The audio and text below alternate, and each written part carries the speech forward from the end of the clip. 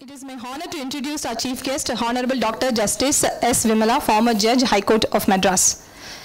Justice Vimala's journey is inspiring. Born in a small village with no electricity or transport, she rose to remarkable heights through sheer determination. With a career spanning 15 years as a lawyer, 12 years as a district judge, and 7 years as a High Court judge, she has also served as the Registrar General of the Madras High Court and Director of the Judicial Academy. She holds a PhD in juvenile justice and has been a strong voice for women and child rights, domestic violence awareness, and legal reforms. She has addressed convocations alongside the Governor of Tamil Nadu, contributed to the Law Commission, and continues to inspire as a prolific writer and speaker. We are truly privileged to have her with us. Recently, she has released a book in Kindle. Today morning we got the message. Yes, ma'am. Please give her a big round of applause. Welcome, ma'am.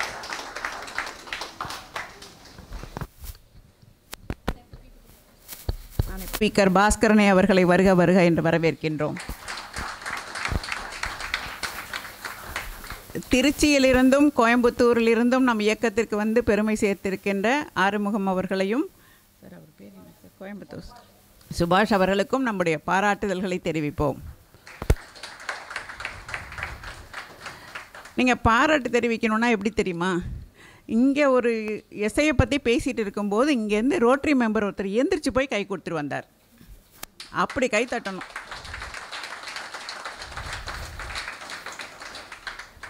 Agathiyan தொட்டிலிட்டு Tholkappiyan தாலாட்டி Kamban சீராட்டி பாரதி பாராட்டியதனால் இன்றும் இளமையாக 3000 வருடங்கள் ஆனாலும் கூட இளமையோடு திகழ்கின்ற தமிழ் மொழிக்கு முதலில் வணக்கம் சொல்லி என்னுடைய உரையை துவங்குகின்றேன். காந்தி படம் இல்லை அப்படின்னா அந்த பணம் பணமே இல்லை. காந்தி படம் இல்லை என்றால் அந்த பணம் பணமே இல்லை. ஆனால் காந்தியிடம் பணமே இல்லை, ஆனால் சுதந்திரம் வாங்கி கொடுத்தார். அது மாதிரி எதை சொல்ல வரேன்னா, நம்ம இருக்கிற பிரசிடெண்ட்டு வரப்போகிற பிரசிடெண்ட் 2 பேருமே பணம் இருந்தாலும் இல்லாவிட்டாலும் இங்கே ப்ரோக்ராம் நடக்கும். அவ்வளோ சின்சியர், அவ்வளோ கமிட்டட் அவங்க எல்லாருமே. அவர்களுக்கும் இன்று பதவியேற்க இருக்கும் எல்லோருக்கும் என்னுடைய வாழ்த்துக்களும் பாராட்டுக்களும். Family is the masterpiece of கிரியேஷன்னு சொல்லுவாங்க. எவ்வளோ பேருக்கு அந்த ஃபேமிலி அப்படி அமைஞ்சதுன்னு தெரியாது. ஆனால் பாலு சாமிநாதன் சாருக்கு மட்டும் அப்படி ஒரு ஃபேமிலி அமைஞ்சிருக்கு. உயர்நீதிமன்றத்தில் பணியாற்றக்கூடிய வழக்கறிஞர் இனி உக்காந்தா இன்றைக்கி எத்தனை கிளைண்ட் வந்தாலும் எவ்வளோ ஃபீஸ் வேணாலும் கொடுப்பாங்க. அவங்க இன்றைக்கி வந்து எல்லாத்தையும் அவங்க கிளைண்ட்டெல்லாம் விட்டுட்டு ஆஃபீஸெல்லாம் விட்டுட்டு இங்கே வந்து உட்காந்துருக்காங்க. அவங்க டாக்டர் கம்பேரிங் நீங்கள் பார்த்தீங்கன்னா செய்யும். எவ்வளோ கேர்ஃபுல்லாக யாரோட மனசும் புண்பட்டுடாமல் எவ்வளவு நம்மளை கன்வின்ஸ் பண்ண முடியுமோ அவ்வளோ அழகாக வந்து கம்பேரிங் பண்ணிகிட்ருக்காங்க. இப்படி ஒரு குடும்பமாக வந்து நமக்கு கிடைச்சது வந்து நம்முடைய பெரிய விஷயம், அப்படி தான் சொல்லணும். இந்த சைபர் சொசைட்டி ஆஃப் இந்தியாவோட ப்ரோக்ராம்னால் எனக்கு ஒரு பெரிய கிரேஸ் அதில். ஏன்னா கொஞ்சம் டைம் எடுக்கும், ஒரு 5 மினிட்ஸ் தான் எக்ஸ்ட்ரா. நான் கண்டிப்பாக இதெல்லாம் சொல்லணும், நாட்டில் என்ன நடக்குதுன்னு. ரீசெண்டாக நான் ஒரு ஃபங்க்ஷனுக்கு போயிருந்தேன். போகும்போது உங்களுக்கு என்ன வேணும் அப்படின்னு கேட்டாங்க. எனக்கு ஒன்றுமே வேண்டாம், அங்கே வந்து நின்றுக்கிட்டு வென்யூ எங்கே இருக்குது, எந்த ஹாலு, எந்த பிளேஸு, எங்கே போகணும், இதெல்லாம் கேட்குறதுக்கு வேலை இல்லாமல் நீங்கள் கேட்டில் 2 பேரை எங்களுக்கு நின்று வழி சொல்ல சொன்னால் போகிறோம். இவ்வளோ தான் நான் சொல்லியிருந்தேன். நாங்கள் போகிறோம். 2 கேட் அந்த இன்ஸ்டியூஷனுக்கு. முதல் கேட்டில் வழியாக போனோமா, ஒன்று என்ன என்ட்ரன்ஸ் கேட் எக்ஸிட் கேட்னு வச்சுருப்பாங்க. அந்த டிசிப்ளின் கூட நம்ம பார்க்கணும் அப்படிங்கிறதுனால நாங்கள் ஃபஸ்ட்டு கேட்டை க்ராஸ் பண்ணி என்ட்ரன்ஸ் கேட் அப்படி இருக்கும், இது எக்ஸிட் கேட்டாக இருக்கும்னு நினச்சி போகிறோம். செக்யூரிட்டி நின்று பார்த்துட்ருக்காரு. தெரியுது ஜட்ஜுன்னு போர்டு இருக்குது, பார்த்துட்டே இருக்காரு. நாங்கள் போயிட்டோம், அதை க்ராஸ் பண்ணி போயிட்டோம். போயிட்டு திரும்ப ரிட்டர்ன் வரோம். அந்த கேட் இல்லை, அந்த கேட் க்ளோஸ்டு. திருப்பி வரும்போது அவர் பாட்டு நிற்கிறாரு. இப்போ இங்கே தானே இந்த ஃபங்க்ஷன் நடக்குது? ஆமாம், இங்கே தான் நடக்குது. இதானே என்ட்ரன்ஸு? ஆமாம். நாங்கள் போகிறோம். போயிட்டு வழியில் நிறுத்தி எந்த பில்டிங்னு கேட்குறோம். அப்போது இன்னொருத்தர் சொல்கிறாரு, உங்களுக்கு முன்னாடி ஒருத்தர் சைக்கிளில் போயிட்டுருக்காரு பாருங்கள், அவரை ஃபாலோ பண்ணி போங்க அப்படின்னு. அவர் எங்களுக்காக போகிறாரு, ஆனால் எங்களுக்கு தெரியாது. எங்களுக்கு எப்படி தெரியும்? சைக்கிளில் போகிற ஆள், அம்மா நீங்கள் வந்துட்டிங்களா, எங்களை ஃபாலோ பண்ணி வர சொல்லியிருக்காங்க, என்னை ஃபாலோ பண்ணி வந்தீங்கன்னா உங்களுக்கு வழி தெரியும்னு சொன்னால் தானே எங்களுக்கு தெரியும். அதை சொல்ல தெரியல உங்களுக்கு. அப்புறம் அந்த சைக்கிள் பின்னாடியே நாங்கள் போகிறோம். அங்கே போய் அந்த ஃபங்க்ஷனில் இறங்கி அப்புறம் போகிறோம். ஏதாவது the meaningless way in which functions are conducted. இப்படி ஒருத்தவங்களை வச்சு இது ஒரு சாதாரண விஷயம். இதுக்கே நம்ம இவ்வளோ சொல்ல வேண்டியிருக்கு, கைட் பண்ண வேண்டியிருக்கு, கோபம் வருது, எரிச்சல் வருது, ஃப்ரஸ்ட்ரேஷன் வருது. இப்படி ஒரு ஃபங்க்ஷன் ஆரம்பிக்கும் போது இந்த மனநிலையில் நீங்கள் உள்ளே போனீங்கன்னா என்ன பேசுவீங்க? என்ன பேச தோணும்? எப்படி பேச தோணும்? இந்த ஆர்கனைசேஷனில் ஃபங்க்ஷன் நடக்குது, மேடம் நீங்கள் வரீங்களா? நான் பெருமைக்காக சொல்லலை, இந்த சிஸ்டமேட்டிக்காக நம்மக்கிட்ட இருக்கிறவங்களையாவது நம்ம ட்ரெயின் பண்ணி ஆகணும் எல்லாரும். அதுக்காக நான் சொல்கிறேன். வந்துட்டேன்னா உங்களுக்கு நான் இன்விடேஷன் நேரில் தான் கொடுக்கணும், டீட்டெயில்ஸு சொல்லணும். எல்லாத்தையும் தாண்டி என்னோடய ரெஸ்யூமெல்லாம் எழுதி, மேடம் இதுதான் நாங்கள் உங்களை பற்றி சொல்ல போகிறோம், ஏதாவது ஒமிஷன் இருக்கா? என்ன சொன்னால் நான் எல்லா இடத்துலையும் சொல்லுவேன், நீங்கள் 2 விஷயம், retired judge of Madras high court, member of cyber society, 2 சொன்னால் போகிறோம், எனக்கு எதுவும் வேறு சொல்லணும்னு அவசியம் இல்லை.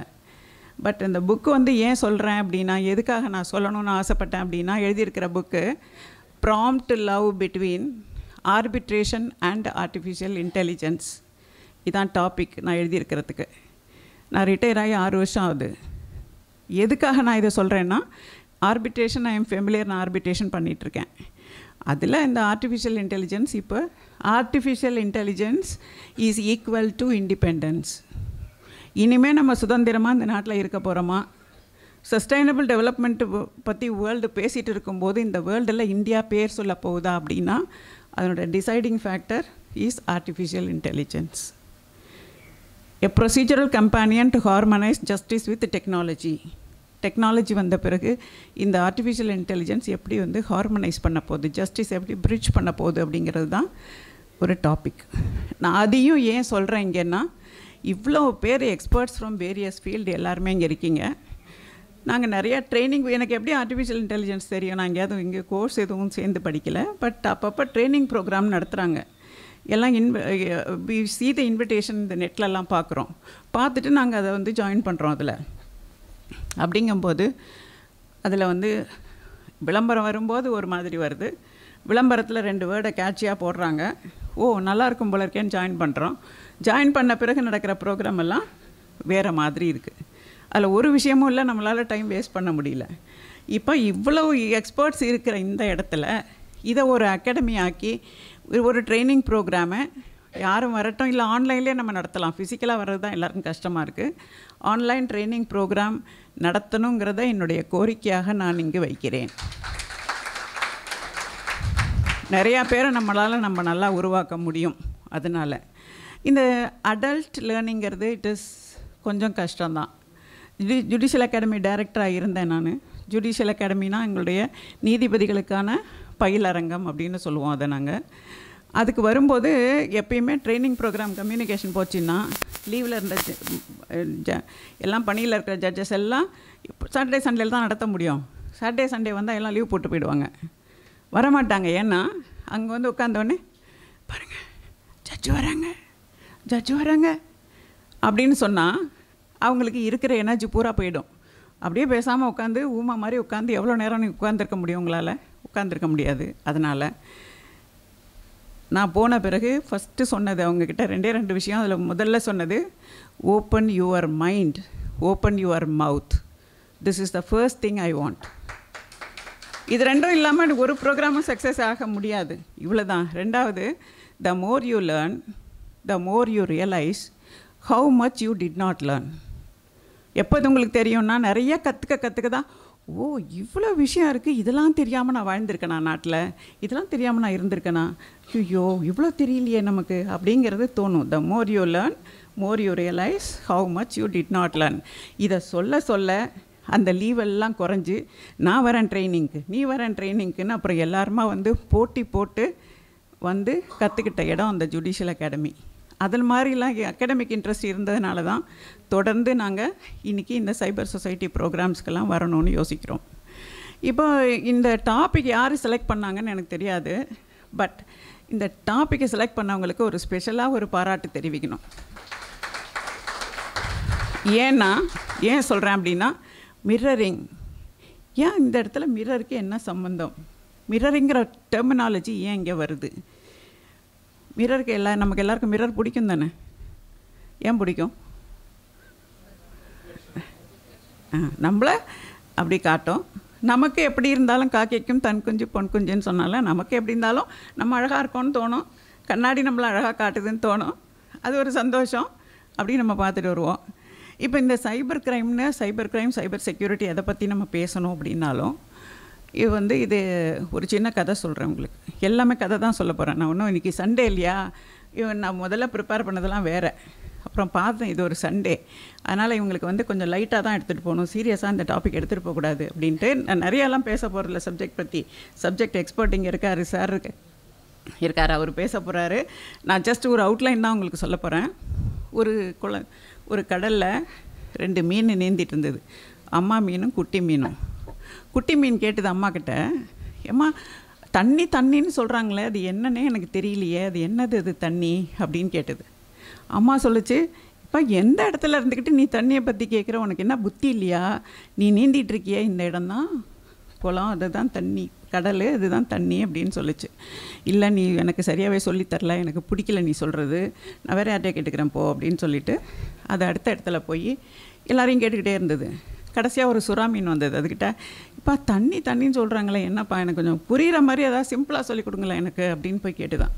அது என்ன செஞ்சுதான், சரி வா நீ என் முதுகு மேலே ஏறி உட்காந்துக்கோ அப்படின்னு சொல்லிவிட்டு முதுகில் உட்கார வச்சு அது கடல் மட்டத்துக்கு மேலே வரைக்கும் கூப்பிட்டு வந்ததான்.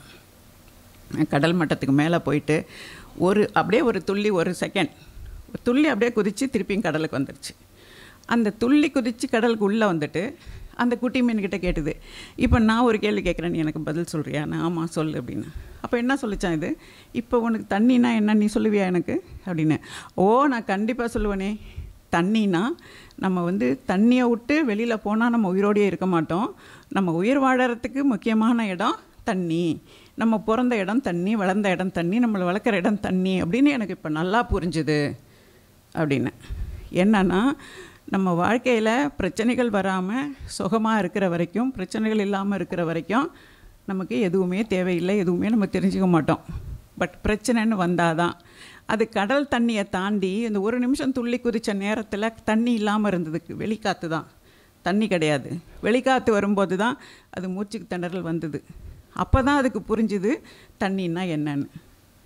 தண்ணியில் வாழற ஒரு இனத்துக்கு தண்ணியை பற்றி புரிய வைக்கிறதுக்கு இப்படி ஒரு பகீரத பிரயத்தனம் பண்ணி தான் தண்ணின்னு புரிய வைக்க முடிஞ்சுது. அது மாதிரி தான் இந்த சைபர் கிரைம். மீன் அழுகுது அப்படின்னா தண்ணியில் கண்டுபிடிக்க முடியாது இல்லையா? அந்த மாதிரி தான் இந்த சைபர் கிரைம். இப்போ நம்மளை சுற்றி ஒரு 1000 பேர் வாட்ச் பண்ணிகிட்டே இருக்காங்க. நம்மளை we are under surveillance. அப்படி தான் இருக்குது. கிரைம்ஸும் கிரிமினல்ஸ் இருந்துக்கிட்டே தான் இருக்காங்க. அது நமக்கு புரிய மாட்டேங்குது, தெரிய மாட்டேங்குது.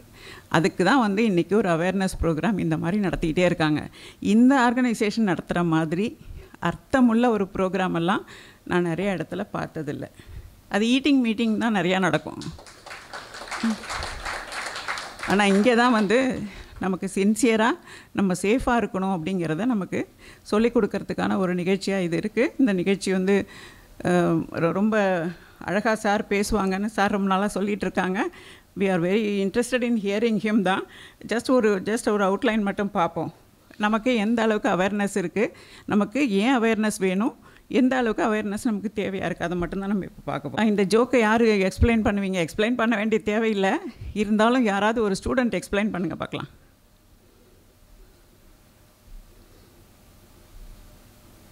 யார் எக்ஸ்பிளைன் பண்ணுவீங்க?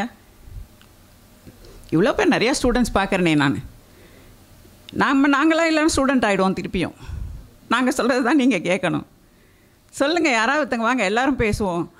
மீட்டிங் உள்ளே வந்தீங்கன்னா எல்லோரும் கண்டிப்பாக ஒரு தரையாவது பேசியிருக்கணும், எங்கேயாவது பேசணும். அட்லீஸ்ட் டீலியாவது சாப்பிடும் போதாவது இல்லை எங்கேயாவது நடக்கும் போதாவது பேசியே ஆகணும். பேசுங்க பார்க்கலாம். யாராவது ஒருத்தங்க சொல்லுங்கள். யாராவது ஒரு ஸ்டூடெண்ட் வாங்க, முன்னாடி வாங்க. நான் அப்போ தான் சீக்கிரம் முடித்தா அடுத்த ஸ்பீக்கர் பேச முடியும். வாங்க சீக்கிரம் வாங்க. சொல்லுவாங்கள்ல, இந்த கண்டக்டர் வண்டி தான் வாழ்க்கையிலே முன்னுக்கு வாங்கன்னு கூப்பிடுவார், வேறு யாரும் கூப்பிட மாட்டேங்கிறாங்கன்னு. அந்த மாதிரி நான் ஒரு காலை கூப்பிட்டுக்கிட்டே இருக்கேன், முன்னுக்கு வாங்கன்னு வர மாட்டேங்கிறீங்களே. நீங்கள் இன்றைக்கி வந்தால் தான் அடுத்த ஸ்லைடு, இல்லைன்னா இல்லை. யாராவது ஒருத்தங்க வாங்க.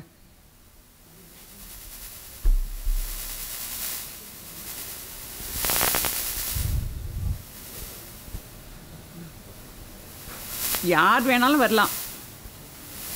Option to all.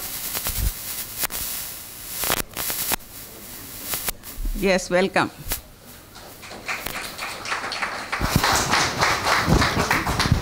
எல்லாரும் மேடை கிடைக்காதான்னு காத்துக்கிட்டு இருக்காங்க. உங்களை மேடைக்கு கூப்பிட்டு நாங்கள் உங்களை பேச வச்சு உங்களெல்லாம் ஸ்பீக்கர் ஆக்கிடுவோம். பேசுங்க.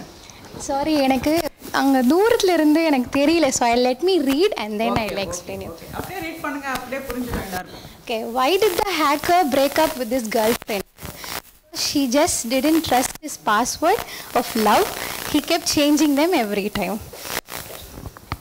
நடக்குதா? இப்படி நடக்குதா? ஏன் நடக்குது? நடக்குது. அவங்க தான் சொல்ல முடியும். ஏன்னா அங்கே எப்போ எல்லா காலேஜ்லேயும் எல்லா ஸ்கூல்லையும் இதுதான் பிரச்சனை. இப்போ பெரிய பிரச்சனை போயிட்டுருக்கிறது இந்த லவ் அஃபேர் தான். அது அங்கே தான் எதை சேஞ்ச் பண்ணணும், எப்போ சேஞ்ச் பண்ணணும், எதை பண்ணக்கூடாதுன்னு தெரியல. லெவல் ஆஃப் அண்டர்ஸ்டாண்டிங், இதுதான் சைபர் கிரைம் பற்றி நமக்கு தெரிஞ்ச விஷயங்களும் அதான். உங்களுக்குள்ளே தெரிஞ்சவங்க இருக்கலாம், எங்கள் லெவலில் நான் சொல்கிறேன் தெரிஞ்சவங்க இதுதான். Thank you. Thank you. The second slide about இதுதான். All I know, the boss said we had to monitor the cloud. நீங்கள் கிராமத்தில் போய் டிஜிட்டல் டிவைட் சொல்கிறாங்கல்ல, இப்போ நீங்கள் போய் கிராமத்தில் போய் கேட்டிங்கன்னா க்ளவுடுனா அவங்க மேகத்தை தான் காட்டுவாங்க. அதை தவிர அவங்களுக்கு இந்த க்ளவுடு பற்றியெல்லாம் வேறு ஒன்றுமே தெரியாது. Mirroring cyber crime. மிரருங்கிறதுக்குரிய இம்பார்ட்டன்ஸ் என்ன? What are the cyber crimes that are mirroring today? நம்மளை பார்த்தா நம்ம எக்ஸாக்டாக காட்டும், நம்ம எப்படி இருந்தாலும் காட்டும், நம்ம உடஞ்சி போயிருந்தாலும் காட்டும், நம்ம எப்படி இருந்தாலும் காட்டும் இல்லையா? இப்போ உலகத்தில் நம்மளுக்கு தெரியாமல் இருக்கிற what are the types of cyber crime? யாராவது ஒருத்தங்க சொல்லுங்கள் பார்க்கலாம். ஒரு 5-6 கிரைம் தான் லிஸ்ட் பண்ணியிருக்கேன். அவங்க ஏற்கனவே சொல்லிட்டாங்க. அதெல்லாம் சொல்லுங்கள், யாராவது ஒருத்தங்க சொல்லுங்கள். எஸ் எஸ் எஸ், அதெல்லாம் எல்லாமே தெரிஞ்சு தான் இருக்குது உங்களுக்கு எல்லாருக்குமே. இதுதான் இந்த ஹோல் அவேர்னஸுக்கு இந்த ஒரு ஸ்டோரி போகிறோம் உங்களுக்கெல்லாம். A college student brilliant in her studies received an email the night before her online exam. அதில் என்ன வருது மெசேஜ்னா, update your login here or you cannot write the tomorrow's test. Stopping here for the moment. என்ன statement எல்லாம் சொல்கிறாங்க தெரியுமா? Amateurs target systems, professionals target human beings. Professionals target human beings. ஏன்? Human beings are vulnerable. அவங்களுடைய emotions, stress, அவங்களுடைய frustrations, அவங்களுடைய எல்லா எமோஷன்ஸையும் அப்படியே கார்னர் பண்ணி அதை யூஸ் பண்ணி சைபர் கிரைமை ஈஸியாக பண்ண முடியும். இதுதான் அவங்களுடைய திட்டமெல்லாம். But amateurs target systems. அப்போ இண்டிவிஜுவலும் ரெஸ்பான்சிபிளாக இருக்கிறோம், சிஸ்டமும் ரெஸ்பான்சிபிளாக இருக்குது இந்த சைபர் கிரைமுக்கு. இப்போ அதை என்ன இன்றைக்கி நாளைக்கு நான் எக்ஸாம் எழுத போகிறேன், இன்றைக்கி ஒரு மெசேஜ் வருது, update your login and you cannot right. நான் என்ன பண்ணுவேன்? உடனே நான் போய் விசாரிச்சுட்டு இருப்பேனா, இது நடக்குமா நடக்காதான்னு யோசிப்பேனா? யோசிக்க டைம் இருக்கா? இந்த மாதிரி ஒரு நெருக்கடியை உண்டாக்கி அதை நம்மளை செய்ய வைக்கிறது. அப்படி செய்யும்போது என்ன ஆகுது? she clicked, typed her details and slept in the relief. The next morning she found her exam portal locked. இப்படி தான் நம்ம எல்லாரும் விக்டிம் ஆயிடுறோம். இங்கே தான் நம்ம விக்டிம் ஆகக்கூடாது. நம்ம எங்கே அவேர்னஸ் வேணுங்கிறத பார்க்கணும். Someone else has hijacked her account. She cried, I studied the whole year, but I failed not because I did not know the answers, but because I did not know the dangers. I failed in my exam. Why? Not because I do not know the answers, but because I did not understand the dangers. டேஞ்சரை நான் புரிஞ்சிக்கல, அதனால தான் நான் இன்றைக்கி victim ஆகிட்டேன். One careless click can erase years hard work. Number 1 business risk globally for the 4th consecutive year. And then I will rush everything. அதெல்லாம் part of ரீசெண்ட்டுன்னு வேறு sir கொடுத்துட்ருக்காரு. அதில் அந்த மிரரிங் ஒரு ஆஸ்பெக்டு. ரீசெண்ட்னா எது? 2024 to 2025 அப்போ என்ன நடந்திருக்கு, அது எங்கெல்லாம் நடந்தது, அதனோட கான்சிக்வன்ஸ் என்ன, அதனோட விளைவுகள் என்ன. இது வந்து ஒரு டாப்பிக்கை கொடுத்துட்டு ஒரு ரிசர்ச்சே பண்ணியாச்சு. அதுக்கு அவ்வளோக்கு பண்ண வச்சுருக்காரு அந்த டாப்பிக்கை கொடுத்து. அதனால தான் நான் சொன்னேன் அந்த டாப்பிக்கே ஒரு கைத்தட்டல் கொடுக்கணும் அப்படின்னு சொல்லிட்டு. இண்டிவிஜுவல் சைபர் ஹைஜீன், சைபர் ப்ரொடெக்ஷன்லாம் நமக்கு வந்து இப்போ நமக்கு ஒரு என்ன மொத்தமாக ஒரு பிரச்சனை எவ்வளவு, நம்ம பர்சனல் சேஃப்டி, வீட்டோட சேஃப்டி, சமூகத்தினோட சேஃப்டி, உலகத்தில் உள்ள சேஃப்டி, இவ்வளோ சேஃப்டியை பற்றி இருக்குது. நம்ம எல்லாத்துக்கும் வந்து எல்லாம் போலீஸ் பார்த்துப்பாங்க, எல்லாம் போலீஸ்கிட்ட விட்டுடலாம், எது நடந்தாலும் போலீஸில் சொல்லிக்கலாம், நமக்கு போனது கிடச்சிரும். திருடு போயிடுச்சா போலீஸில் சொன்னால் திருப்பி கொடுத்துருவாங்க, எல்லாம் போலீஸை நம்பி இருக்கலாம். ஆனால் சைபர் க்ரைமில் போலீஸை நம்பி ஒன்றுமே நீங்கள் செய்ய முடியாது. சைபர் க்ரைமை பொறுத்த வரைக்கும் first safety starts from individuals. நம்ம அவேர்னஸோடு இல்லைன்னா, நம்ம பிரச்சனையை நம்ம பார்த்துக்கலைன்னா, நம்மளே பார்த்துக்காத விஷயத்த போலீஸால் பார்த்துக்க முடியாது. The nature of crime is like that. அதை தான் நம்ம புரிஞ்சுக்கணும். என்னென்ன அதுக்கெல்லாம் பண்ணணும், சேஃப்டிக்கு என்னென்ன பண்ணணுங்கிறதெல்லாம் தான் அந்த ஸ்லைடு. அது இப்போ ஒரு நாள் வேணும் அது ஃபுல்லாக பேசுகிறதுக்கு. Cyber security is much more than an information technology issue. It is a mindset. Mindset என்ன மைண்ட் செட்டு, நம்மளை பார்த்துக்கணும் அப்படிங்கிற மைண்ட் செட் தான். நம்ம கேர்ஃபுல்லாக இருக்கணும். ஃபீலிங்ஸுக்கு வந்து ஆட்பட்டு உடனடியாக எதுவும் செஞ்சிடக்கூடாது. In a digital world trust is earned not by passwords but by responsible conduct. அதுதான் இதெல்லாம் சைபர் செக்யூரிட்டி, அதெல்லாம் சார் பேசுவாங்க. லாஸ்ட்டாக ஒன்று தான் நம்ம என்ன செய்யணும் என்ன செய்யக்கூடாதுங்கிறது. நம்புவதற்கு முன் சரிபார்க்கவும், மின்னஞ்சல்கள், இணையதளங்கள் அல்லது செய்திகளின் உண்மைத்தன்மையை எப்பொழுதும் சரிபார்க்கவும், வலுவான கடவுச்சொற்களை பயன்படுத்தும், அதுதான். அப்புறம் பாஸ்வேர்டை பற்றி ஒரே ஒரு பெரிய இது கொட்டேஷன், இது அந்த கொட்டேஷன் எடுத்து நான் அப்படியே போட்டிருக்கேன். இது வந்து எல்லாருக்கும் கண்டிப்பாக வந்து மனசில் எழுதி வச்சுக்கணும் எல்லாரும். Passwords are like underwear, don't let people see it, change it very often and you should not share it with strangers. அதுதான் இப்போ நம்ம உலகத்தில் சஸ்டைனபிள் டெவலப்மெண்ட் கோல்ஸ் 2030 அச்சீவ் பண்ணி ஆகணும். 17 கோல்ஸ் இருக்குது நமக்கு. அது என்ன அப்படின்னா, சஸ்டைனபிள் டெவலப்மெண்ட்டுனா என்ன அப்படின்னா, நிலைத்த நீடித்த வளர்ச்சி என்பது எதிர்கால சந்ததியினரின் தேவைகளை சமரசம் செய்யாமல் நிகழ்கால தேவைகளை பூர்த்தி செய்வது. அதை சைபர் க்ரைமை கண்ட்ரோல் பண்ணினா தான் நம்ம சஸ்டைனபிள் டெவலப்மெண்ட்டில் உள்ள கோல்ஸ் எல்லாம் பண்ண முடியும், இல்லைன்னா பண்ண முடியாது. உண்மையான சுதந்திரம் எங்கேருந்து வரணும்? இப்போ தான் எல்லாம் சுதந்திர தினம் கொண்டாடிட்டு எல்லாம் ஜில்லுன்னு வந்திருக்கீங்க எல்லாரும். உண்மையான சுதந்திரம் இன்னொரு விஷயத்துலையும் இருக்குது. அது எங்கே இருக்குன்னா, அறியாமையிலிருந்து விடுதலை வேணும்னா கல்வி வேணும், சமத்துவமின்மையிலிருந்து விடுதலைன்னா சமத்துவம் வேணும், சுற்றுச்சூழல் அழிவிலிருந்து விடுதலை வேணும்னா நிலைத்த வாழ்வு வேணும். இந்த சைபர் சேஃப்டிக்கு 3 steps நான் சொல்கிறேன், யூ வில் ஆல் ரிப்பீட். சரியா? Think before you click, pause before you share, protect before you regret. Protect before you regret. Thank you.